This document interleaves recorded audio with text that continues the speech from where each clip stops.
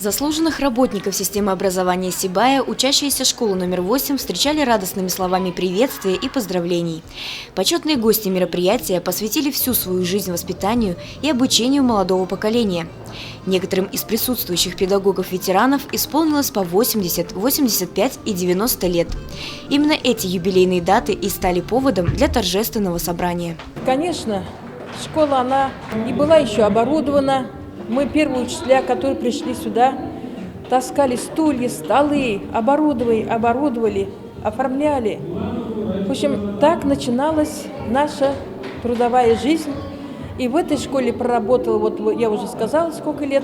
И школа очень была и простой, и сложной.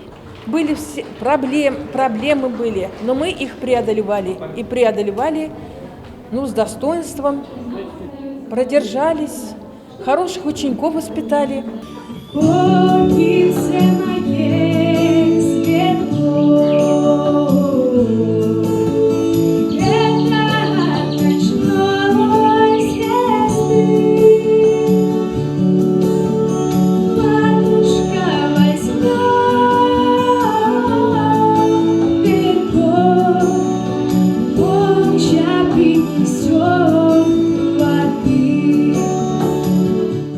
Самые искренние поздравления в адрес ветеранов педагогического труда прозвучали из уст учеников школы номер 8.